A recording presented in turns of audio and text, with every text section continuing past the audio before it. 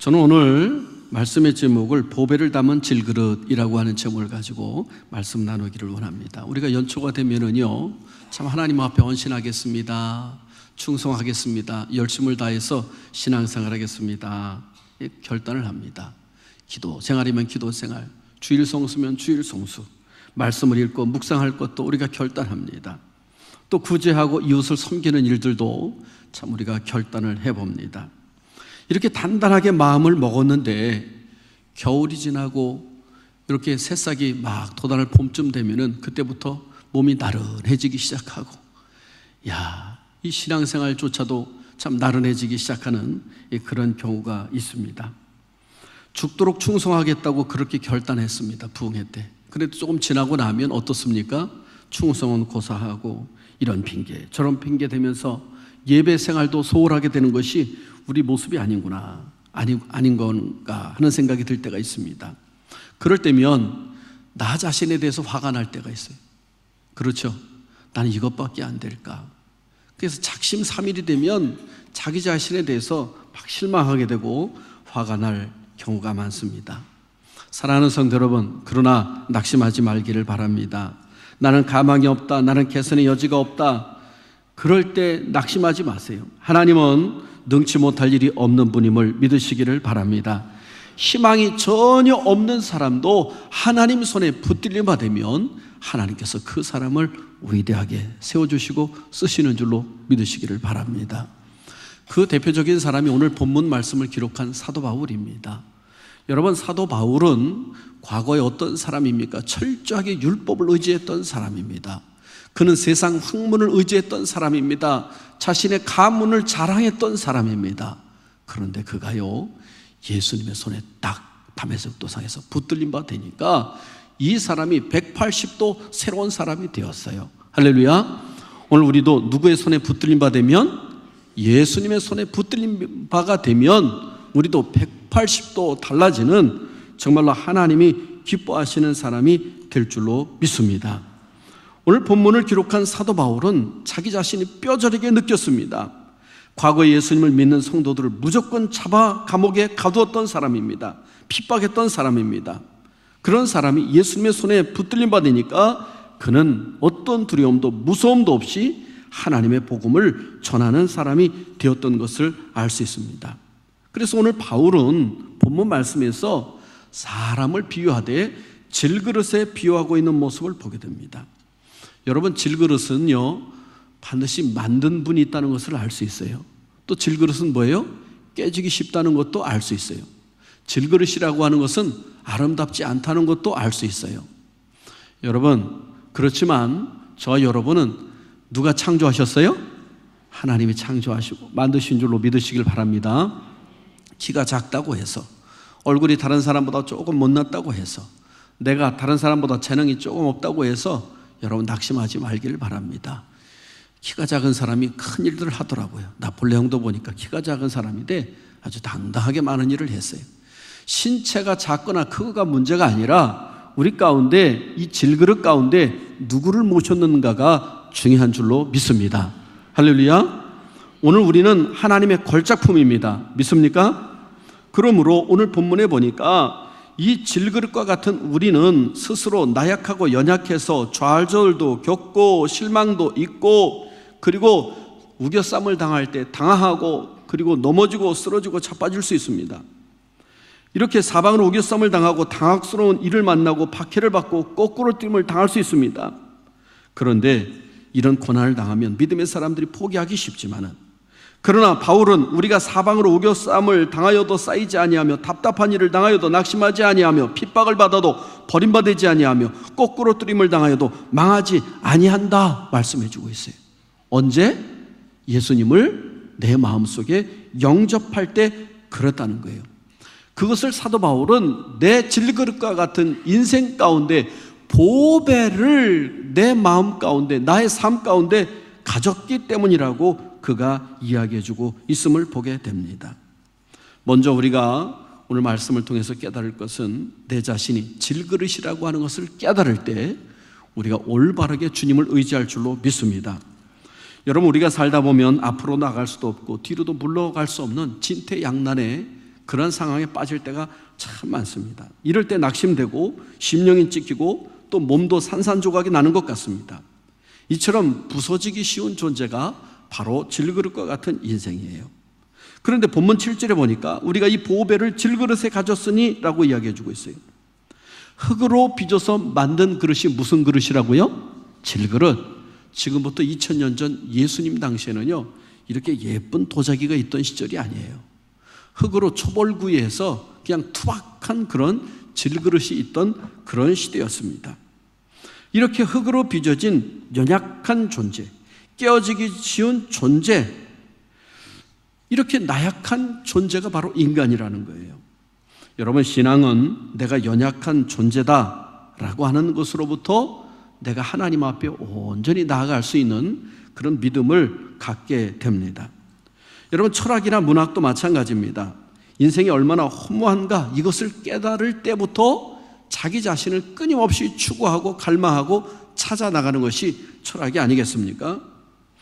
이 철학자여 문학자인 까밀은 말하기를 이렇게 말합니다. 인생은 매우 짧다. 그 속에는 많은 슬픔과 악이 들어있다. 그러므로 생명은 연약하기 짝이 없다 라고 그런 선언을 했습니다. 극작가인 셰익스피어도 이런 말을 했어요. 맥버드라고 하는 곳에서 인생은 한낱 어른거리는 그림자에 불과하다라고 그가 선언했습니다.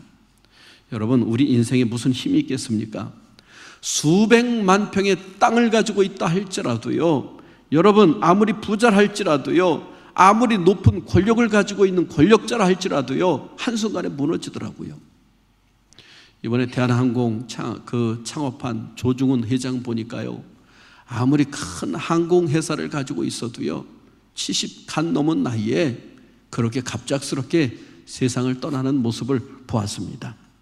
여러분, 부자도 아무리 그가 그러한 많은 돈이 있다 할지라도 한순간에 넘어갈 수 있는 것이 우리 인생이라고 하는 것을 알 수가 있습니다. 여러분, 어떤 분이 그런 얘기를 하더라고요. 목사님, 제가 조금 가정 형편이 나아지면 그때 가서 열심히 신앙생활 하겠습니다. 이분이 의학을 공부했는데 아주 똑똑했던 분이에요. 막 병원을 개업했습니다. 목사님, 병원이 조금 잘 되고 나면, 좀 자리를 잡고 나면 그때 가서 신앙생활 하겠습니다. 병원이 잘 됩니다. 막 붐빕니다. 커집니다. 그러더니 이분이 또 얘기합니다. 목사님이 찾아갔더니 이제는 신앙생활을 해야 되지요. 잘 해야 되겠지요. 어머님의 기도가 있지 않습니까? 그랬더니 이분이 이야기합니다. 목사님, 제가 조금만 이 병원을 좀 이렇게 건물을 짓는 것이 지려고 하는데 그것이 마무리되면 그때 신앙생활 잘하겠습니다. 여러분, 그런데 얼마 지나지 않아서 목사님 신방 좀 와달라고 연락이 왔어요.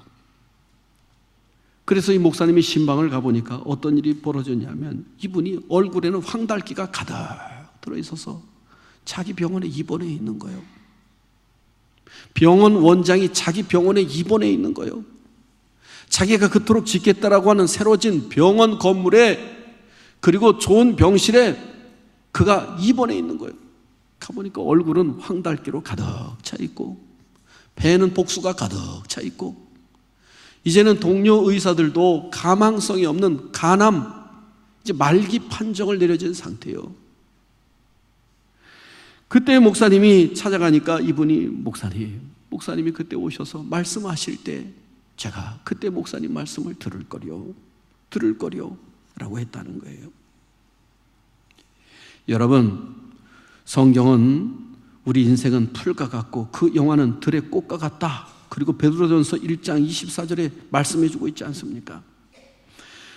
던져지면 쨍그렁하고 깨지는 질그릇과 같은 존재가 바로 우리 인생이라고 하는 사실을 성경이 말씀해 주고 있어요.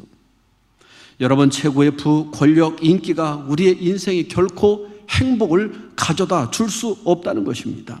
그런데 오늘날 많은 사람들은 오늘 이 보배를 갖기보다는 세상에 다른 보배, 가짜 보배를 향해서 달려가고 추구하고 있는 수많은 사람들을 보게 됩니다.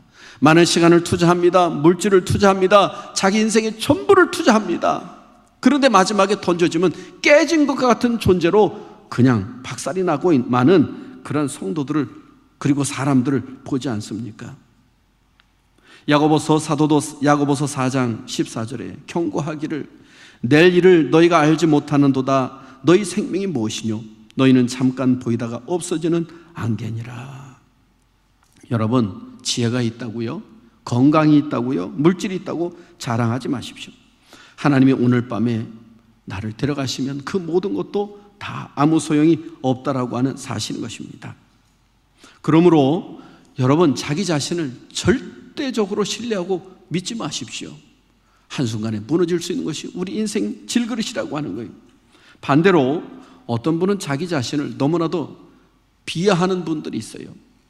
나는 가진 것도 없고 내세울 공로도 없고 온통 부족투성이다. 실수투성이다.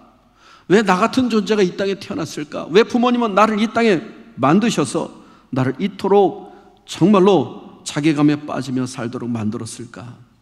여러분, 물론 교만보다는 낙심하는 것이 어떤 면에서는 그가 하나님을 만날 수 있는 더 소중한 기회일 수도 있습니다만 이것도 하나님이 원치 않는 거예요. 사도 바울이 로마서 7장 21절에 보면 예수님을 만나기 전에 했던 고백이 뭡니까? 오호라 나는 공고한 사람이로다. 이 사망의 몸에서 누가 나를 건져내랴. 이런 고백을 했던 사람이에요. 그런데 이 바울은 교만할 때는 자기의 육신을 자랑했습니다. 학문을 자랑했습니다. 히브리인 중에 히브리인이라고 자랑했습니다. 율법에 흠이 없는 사람이라고 자랑했습니다. 가브리엘문에서 공부한 사람이라고 자랑했습니다. 그런데 예수님을 만나고 나니까 오라 나는 공고한 사람이로다. 이 사망의 몸에서 누가 나를 건져내랴. 그러면서 자기 자신을 쳐서 복종하며 주님께로 점점 나아갔던 모습을 보게 됩니다. 바로 우리가 이 질그릇의 연약함을 통해서 여러분 그냥 자기하고 낙심하고 주저하는 것이 아니라 그곳에서 하나님을 발견할 수 있기를 바랍니다. 할렐루야. 하나님께로 나아가는 사람이 복된 사람이에요. 그런데 오늘 말씀에 보니까 이 질그릇이지만은 여러분 낙심하지 아니하고 좌절하지 아니하고 넘어지지 않는다라고 말씀해 주고 있는데 왜 그런가? 여러분, 질그릇이지만 우리 속에 뭐가 있다? 보배를 품고 있다라고 말씀해 주고 있어요. 4장 7절 말씀 같이 한번 읽습니다. 시작. 우리가 이 보배를 질그릇에 가졌으니 이는 큰 것이라고 우리에게 있지 아니함을 알게 하려 함이라. 여러분, 우리 기독교는 나의 연약함을 깨닫는 데부터 시작합니다. 그렇다고 기독교가 허무의 종교가 아닙니다. 오히려 생명의 종교고 소망의 종교입니다. 질그릇과 같이 깨지기 쉬운 인생이지만 예수님을 모시고 살면 능력의 삶을 살아가는 하나님의 자녀가 됨을 말씀해주고 있기 때문입니다. 흙으로 만들어진 그릇이 얼마나 강하겠습니까? 아무리 수천만 원짜리 도자기라 할지라도 집어 던지면 다 깨어지게 되어 있습니다. 그러나 길거리에 싼 항아리라 할지라도 그릇이라 할지라도 그 속에 값비싼 보석을 담아두면 그때부터 이 항아리는 대우가 달라지는 거예요. 주인이 그 항아리를 볼 때마다 기분이 좋아지는 거예요. 주인이 그 항아리를 닦고 쓸고 하지 않겠습니까? 여러분, 우리는 허무한 인생, 안개와 같은 인생, 피었다가 금방 지워버리는 꽃과 같은 인생에 불과하지만 내 속에 예수님을 모시고 살기 때문에 우리 인생은 달라졌고 그리고 우리 인생은 보배로운 인생이 되었다라고 하는 사실인 것입니다. 그래서 우리가 인생을 설명하는 방법은 내 능력, 경험, 지식, 나의 가진 것에 달려있는 것이 아니라 내 마음 가운데 주님을 모시고 살고 있느냐 살고 있지 않느냐가 판가름 난다라고 하는 거예요. 여러분, 물을 담아놓고 있으면 물그릇이에요. 여기 보석을 담아놓고 있으면 보석그릇이 되는 거예요. 오늘 나를 다 비웠을 때 이곳에 주님께서는 예수님께서 찾아오셔서 보석그릇이 되는 줄로 믿습니다. 할렐루야. 나의 죄를 다 씻어버려야 돼. 예수 그리스도의 보혈의 피로 깨끗이 있어야 될 줄로 믿습니다. 그때 성령을 부어주시고 예수님께서 찾아오시는 줄로 믿습니다. 할렐루야. 할렐루야. 여러분, 성경의 원리는 간단합니다. 내 능력만 믿고 나설 때는 하나님이 역사하지 않는 거예요. 그러나 하나님 앞에 내 자신이 연약하다는 것을 깨닫고 하나님 앞에 설 때 하나님께서 우리를 온전하게 써주시는 줄로 믿습니다. 사도 바울이 고린도 후서 12장 9절에 보면 이렇게 말합니다. 이는 내 능력이 약한 데서 온전하여 짐이니라. 오히려 나의 여러 약한 것들을 자랑한다. 그러면서 자신의 약한 것들을 오히려 자랑하고 넉넉히 그 사명을 감당했던 모습을 보게 된다는 사실인 것이죠. 사랑하는 성도 여러분, 모세가요, 그가 이 나일강에 버려졌을 때는 이제는 다 끝장났다 생각했어요. 그런데 하나님이 그를 바로의 공주를 만나게 해주셔서 바로의 공주의 아들이 됩니다. 이제는 잘 됐다. 이제는 능력 있고 힘 있는 사람이 되었다. 그런데 그때 어떻게 됩니까? 사람을 죽인 살인자로 쫓겨나서 미디안 광에서 40년 동안을 생활을 합니다. 그러다가 다 포기하고 이제는 80이 되어서 나는 늙고 아무 힘이 없다고 생각할 그때 하나님께서 호렙산의 떨기 가운데 불꽃 가운데 나타나십니다. 모세야, 모세야, 내가 선 땅은 거룩한 땅이다. 내 발에서 신을 벗어라. 그러면서 하나님께서 내 백성 이스라엘 백성을 저 애굽 바로의 손으로부터 구해내서 내가 지시하는 땅으로 가라. 하나님, 나는 연약한 자입니다. 나는 늙었습니다. 나는 말이 둔합니다. 혀가 뻣뻣합니다. 하나님께서는 모세에게 능력의 지팡이를 들려주어서 그로 하여금 하나님의 큰 일을 감당하는 능력의 주의 종으로 삼아주신 줄로 믿습니다. 할렐루야. 그 자신은 연약한 질그릇이지만 하나님 손에 붙들림 받으니까 여러 가지 위기와 어려움이 변해서 하나님의 큰 일을 감당하는 사람이 되었습니다.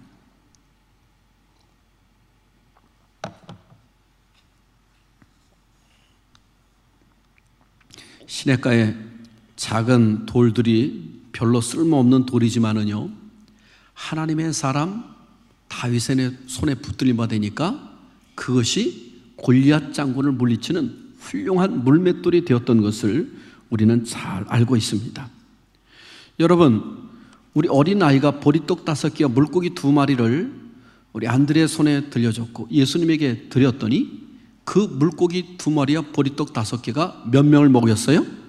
5,000명을 먹고도 12강주리가 남는 역사가 있었어요. 나는 비록 부족하지만은 주님의 손에 붙들림 받으면 위대한 능력의 사람이 될 줄로 믿습니다. 할렐루야. 하나님이 쓰시는 사람이 될 줄로 믿습니다. 하나님의 귀한 사명을 감당할 수 있는 능력과 성령을 우리에게 부어주실 줄로 믿습니다. 내 힘으로는 주일 성수조차도 힘들지만은 주의 성령의 주의 능력의 손에 예수 그리스도를 소유한 하나님의 자녀가 되면 하나님께서 나를 통해서 위대한 복음의 사명도 감당할 줄로 믿습니다. 하나님이 나에게 건강도 주시고 물권도 허락해 주시고 능력도 허락해 주셔서 귀한 사명을 감당케 주실 줄로 믿습니다. 할렐루야. 바울이 빌립보서 2장 12절에 보면 이렇게 얘기합니다. 내가 그리스도 예수께 잡힌 바 된 그것을 잡으려고 쫓아간다. 예수님에게 잡힌 바 되면 그가 놀라운 일을 하나님 앞에 쓰임받을 수 있다는 거예요. 사랑하는 성도 여러분, 오늘 주님께서 우리를 붙들고 계십니다. 이제는 우리가 변명하지 맙시다. 나는 못 배웠다. 나이가 많다. 너무 가난하다. 말을 잘 못한다. 나는 건강하지 못하다. 여러분, 이런 변명은 다 십자가 밑에 내려놓고 우리 주님께서 내가 너와 함께 해주겠다. 내가 너를 쓰기를 원한다. 이 말씀에 아멘, 아멘 하며 주님, 내가 여기 있습니다. 나의 모든 것을 주님 앞에 맡깁니다. 여러분, 그렇게 드려진 보리떡 5개와 물고기 2마리처럼 귀하게 쓰임받을 수 있는 우리 모두가 될 수 있기를 바랍니다. 사도 바울은 오늘 본문 10절에도 보면 우리가 항상 예수 죽인 것을 몸에 짊어짐은이라고 했어요. 우리가 한번 은혜 받은 것으로 만족한 것이 아닙니다. 날마다 십자가에 한번 못 박힌 것으로 내 안에 쓴뿌리를 날마다 십자가에 못 박음으로 말미암아 내 안에 있는 쓴뿌리들을 날마다 못 박아 갔던 사도 바울과 같은 그런 신앙 고백이 있어야 돼. 그래서 사도 바울은 내가 날마다 죽노라 라고 고백하고 있지 않습니까? 내가 한번 예수 만나고 예수님 영접하는 것으로 끝나는 것이 아니라 날마다 사모해야 돼. 날마다 간구해야 돼. 날마다 주님의 은혜를 사모해야 돼. 할렐루야.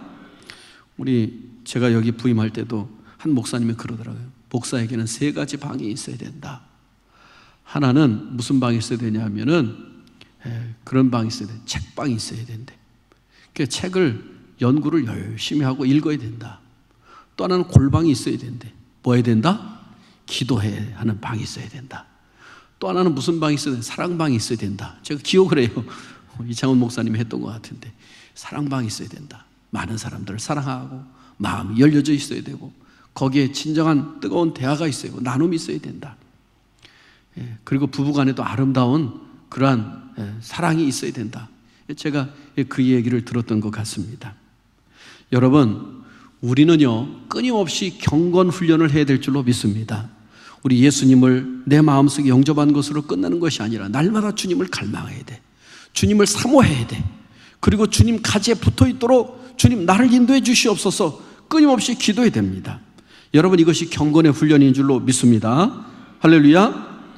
어떤 그릇이 귀하게 쓰인 그릇이냐? 여러분, 바로 그 안에 복음이 담겨진 그릇, 그리고 깨끗하게 된 그릇이 아니겠습니까? 날마다 십자가 아래서 그 십자가의 보혈로 나를 깨끗하게 씻어야 될 줄로 믿습니다. 할렐루야. 오늘 주님께서 나와 함께 하십니다. 내 앞에 놓인 문제가 아무리 강하고 그리고 힘들고 어려운 상황이 온다 할지라도 여러분, 주님이 함께 하시면 그것은 아무것도 아닌 줄로 믿습니다. 요한일서 4장 4절에 보면 아무리 세상의 원수가 강하고 태산 같은 문제들이 우리 앞에 놓여 있다 할지라도 예수님이 그것보다 더 큰 분이라고 말씀하고 있습니다. 이 산을 들려서 저 바다에 던지라 하면, 믿음을 가지고 기도하면 그런 역사도 나타난다고 말씀해주고 있습니다.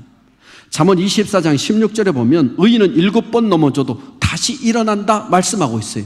누구를 모신 사람이? 예수님을 모신 사람이 의인입니다. 오늘 주님이 나와 함께 하시면 넉넉히 모든 것을 이길 줄로 믿습니다. 그러므로 예수 안에서 소망을 갖고 삽시다. 할렐루야. 오늘 본문 말씀 우리 보면은 이런 말씀이 있죠. 그보다 16절 18절 말씀 한번 보겠습니다.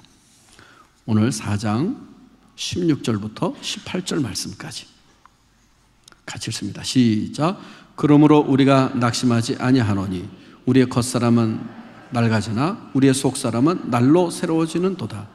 우리가 잠시 받는 혼란에 경한 것이 지극히 영원한 영광에 중한 것을 우리에게 이루게 함이니 우리가 주목하는 것은 보이는 것이 아니요 보이지 않는 것이니 보이는 것은 잠깐이요 보이지 않는 것은 영원함이라. 할렐루야. 할렐루야. 여러분, 하나님이 함께 하시면 우리는 위대한 하나님의 자녀가 되는 줄로 믿습니다. 우리가 낙심하지 않습니다. 우리 겉사람은 낡아지만 속사람은 날로 새로워지는 사람이 되는 줄로 믿습니다. 이 세상 것이 아무리 우리를 미혹하고 유혹하고 넘어뜨린다 할지라도 주님의 손에 붙들림 받은 사람은 쌓이지 않습니다. 거꾸로 뜨림 당하지 않습니다. 넘어지지 않습니다. 하나님이 우리를 붙들어서 다시 세워주심을 믿습니다. 이제 신앙이 어떻게 보면 전반기 3분의 1이 지나갑니다. 다시 한번 보배이신 예수님을 내 마음속에 영접하시고 믿음 가운데 굳게 서서 올 한 해도 예수 안에서 승리할 수 있는 저와 여러분이 될 수 있기를 주님의 이름으로 축복합니다.